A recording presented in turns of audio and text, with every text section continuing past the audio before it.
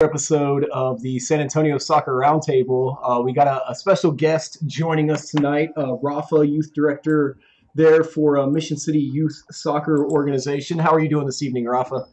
Pretty good. I appreciate you coming on, man. I know we've been bumping into each other a little bit at some of these high school matches and stuff like that. So I'm excited to talk to you a little bit about the high school soccer scene and who impresses you, who stands out to you. So we'll get into that here in a little bit. But of course, joined with my co-host here, Harry Austin. Jose unable to make it with us tonight. How are you doing, Harry? Busy work. The week before tax season, and the financial industry is, we'll just say, not fun. People have money to spend because of income tax season, or what? Or they're calling, hey, I need to do a withdrawal because Uncle Sam wasn't as nice as anticipated. So it is what it is. But counting those chickens before they hatch, huh? Yeah, it's one more week, and then there's some other stuff with possible job changes. So life is fun, we'll just say. Well, you always have a spot here at the San Antonio Soccer Roundtable. I can only pay you T-shirts and hats, but I don't know if you can pay your bills with those. And it was a pretty successful soccer weekend around San Antonio for the most part. So that obviously makes the a week a little bit better to get through, as opposed to the last couple of weeks we've had some somber discussions. We'll put it kindly like that. Yeah, somber, that's a good way to put it. No, it should be a fun show this evening. Excited to have you on, Rafa. Before we get into any of the high school action, though, first and foremost, I don't think a lot of people out there may be aware of kind of what Mission City Youth Soccer Organization's doing and kind of what you guys are all about. So would you mind just taking a couple minutes and just kind of telling us a little bit about your guys' organization and what exactly it is that y'all do? Sure. Mission City Youth Soccer Organization is based out of 1604 and Redland. Oh no, read the name. It's way on the south side. I was like, that's northeast. It's way down to the south side, and what the goal? Like I said, it's a brand new, a pretty really new complex. The goal is to bring soccer into that area, which normally, it's a distance away, from a lot of the other clubs and a lot of the places where they normally practice at. So they're trying to build soccer there. They're at the organization building up new recreation teams, new academy teams. Currently, I coach a U18 boys team that plays in Division One and Prime League for WDOA. Been pretty much some of the players I've had have been with them for already almost 10 years. So, as I said, we've groomed those players up, and that's the whole goal for Mission City is to really teams down there, but also give them the opportunities. Not normally they won't get with the bigger clubs, learning technique and so forth. So that's the whole goal of that of the complex down there, and also the organization. Well, and not only just that, but my understanding of the organization too is it's a little bit more cost affordable and stuff like that for some of those kids, as opposed to some of these quote unquote pay to play type systems with some of the bigger clubs. So you guys are trying to make things affordable, give these kids a chance, and kind of showcase some of their talents. Yeah, and that's the whole goal. I think with my team, the U18 team, we're basically kind of like big brother to all those teams, and we're showing them, what the investment is paying off. We're going to the Texas Lightning Showcase in Arlington in 2 weeks. That's a big one. Yeah, and our goal is to hopefully get some of these colleges to take a look at some of our players. A lot of them come from inner city. That I work with, and they're mostly, I have about 5 seniors and the rest are all juniors, a couple sophomores, but they all are talented enough to play somewhere, whether they're a 2-year program or a 4-year program. We want to help them out, use their talent to hopefully land a scholarship to play somewhere. And like I said, we have students that have high academics. I have one player that's in the top 4% of his graduating class. That one that's in top 10. So we also stress on grades. That's important, and they know. So we want to be that role model of those kids down there. Say, look, if you work hard, invest in this, this is going to be the payoff at the end.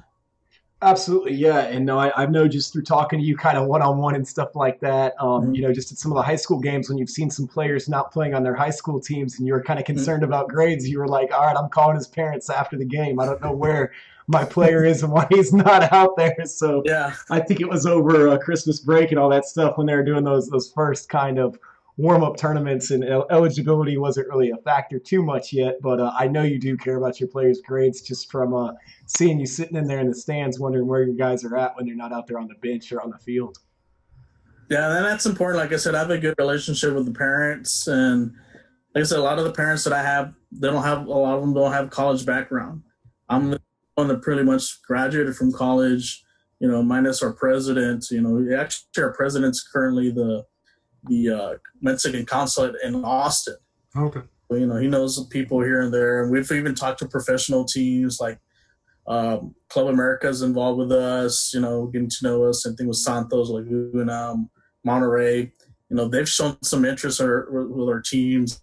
So I think we took 3 players last year to Pachuca to take a look at them. And so, like I said, the interest is there not only college side, but also the professional side too. We had one player that was with the Club America for a while. He came back, and hopefully he's, like I said, he has the opportunity maybe to go back and play with them.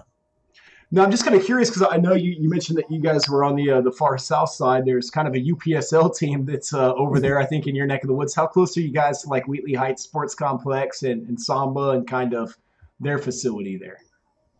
It's still a distance. We're like 1604 and 37. So, like I said, that's a challenge. Way south. Yeah, that's a challenge there. Being way down there. I know, like for my team, the majority of my players are pretty much centralized. Because a lot of them do go like to SAISD schools and so forth. But I do have a couple kids from Southside ISD that have to do travel up here. I have 4 players from Laredo that play with us.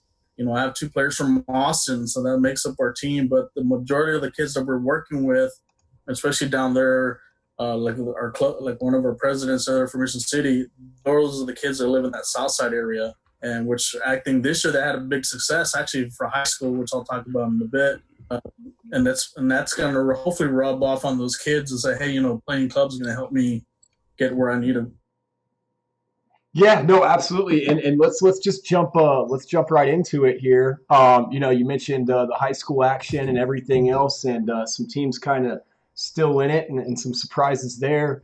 In 6A now, we've got Lee, who had a 4-1 victory versus Lake Travis, and will go on to play Alexander. And then you have Reagan, who won over Johnson 2-0, that will advance to face Hannah there at the Brownsville Sports Park. Both matches going to be on Friday during the day at 2 o'clock and 4 o'clock.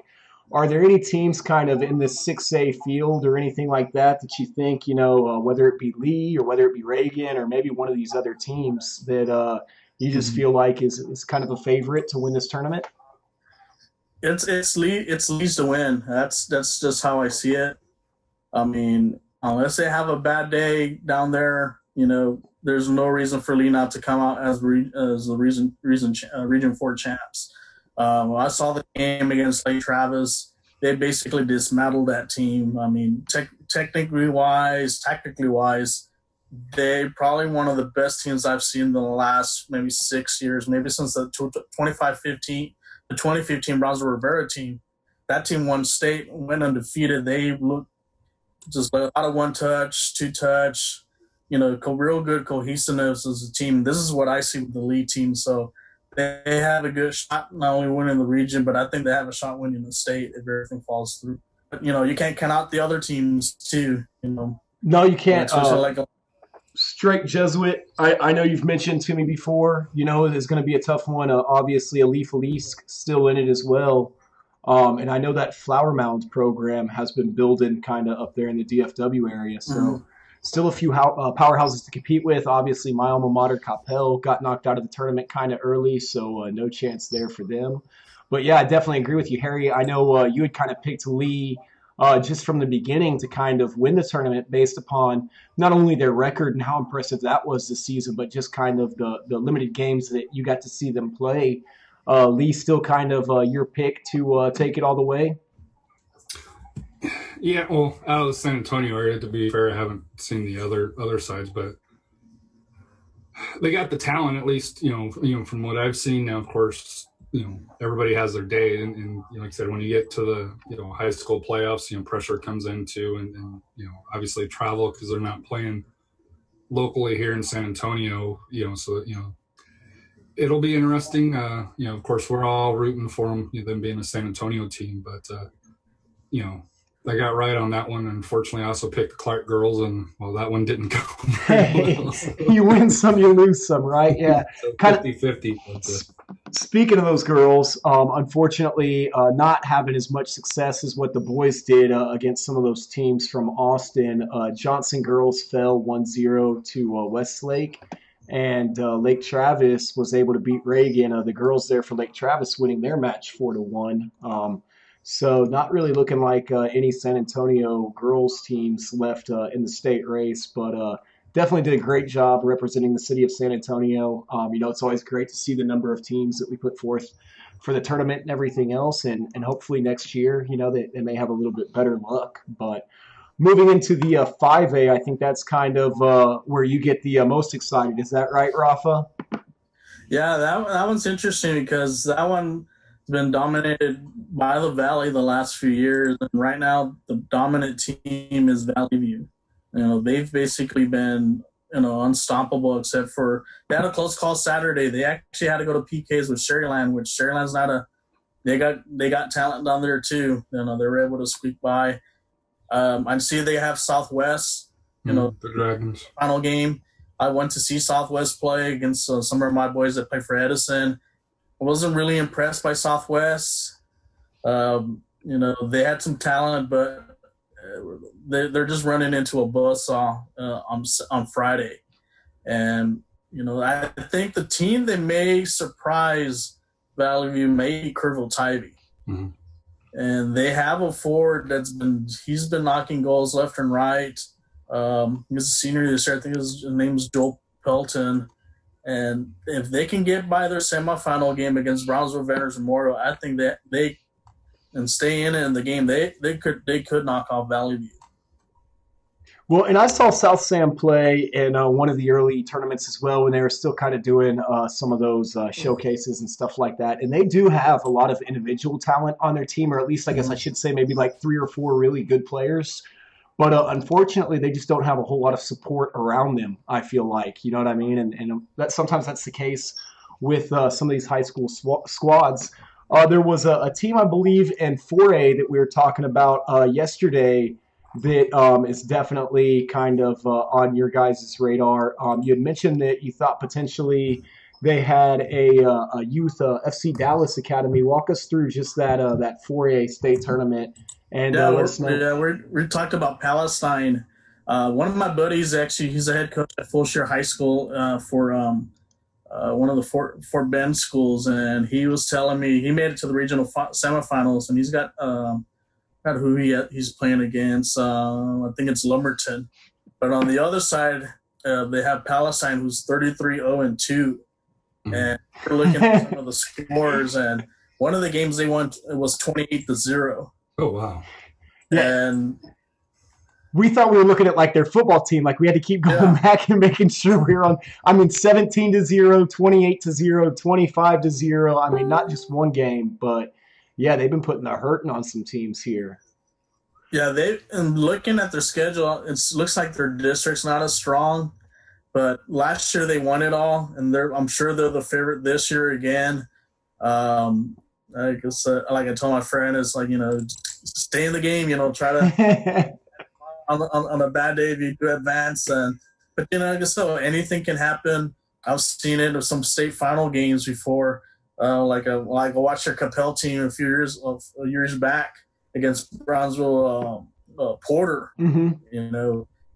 Capel favorite. Porter comes in and winning the state championship. Yeah, so far they've scored 24-1 so far in the state playoffs so far. Just in the playoffs, yeah. So Midlothian Heritage, though, another team kind of up there from the Dallas-Fort Worth area, new school there in the 4A that still in the state playoffs. So that's kind of exciting to see them having some. That might be the sleeper team there because, like we mentioned about the club soccer, I know Dallas FC Dallas has like an Eastern club teams, and I know they were going into Palestine, but I'm sure some of those Midlothian kids play with some of the top club teams in North Texas, and I wouldn't be surprised if Palestine were to lose.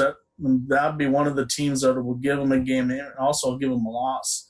Out west, possibly the other team would be San Elizario from the El Paso area.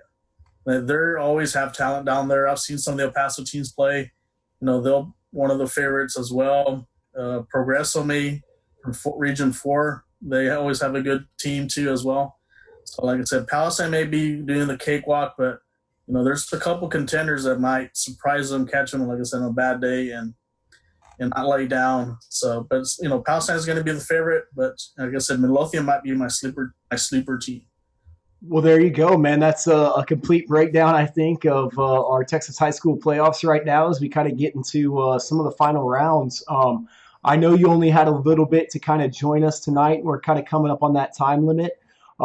Just one more quick question for you. We'll jump into some SAFC stuff later on the show, but just want to give you your chance, to kind of what'd you think of the match on Saturday, the change up in formation and just kind of your thoughts on the season so far in about 2 minutes. I was surprised they played a 3-4-3, honestly. That was just a shocker there, I guess, out of desperation.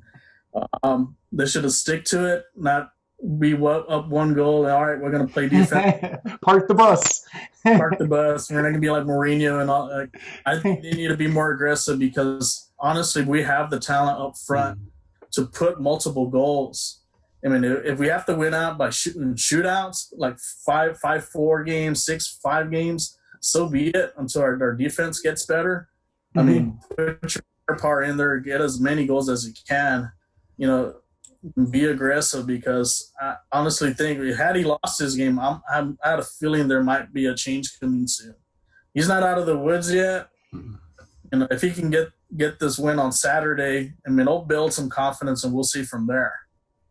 That's a great point. Yeah, no, let's see what happens this Saturday, and we'll get into some more San Antonio FC news. But again, Rafa, just want to say thank you again for coming on with us. It's awesome what you're doing there with the Mission City Youth Soccer Organization, and I just appreciate the friend that you've been and stuff like that this season. Just watching the high school games and getting to sit there and kind of pick your brain a little bit. And high soccer IQ, it's always fun watching the matches with you, man. Yeah. One of the smartest men in San Antonio when it comes to soccer, just based on my experience. So, and one of the most, I'm sorry, go ahead, Harry. Hopefully we'll have you on again, just pick your brain, especially when it comes to academies and UPSL action. I'm pretty sure you can tee us in on some players. Yeah, we can talk about the Final Four for next week, like who what happens this weekend out of the regions and see. Like I said, it's going to be a fun weekend, especially down there in the Corpus or Brownsville and so forth. But like I said, a lot of soccer action that's coming up. Absolutely. Well, yeah, no, we'll definitely have you back on, man. Again, thank you so much for joining us. Thank you. For those of you guys tuning in, don't go anywhere. As you might have seen, we got another special guest coming up. So we're going to just kind of rework the screens real quick, and we'll be right back. So just stay tuned.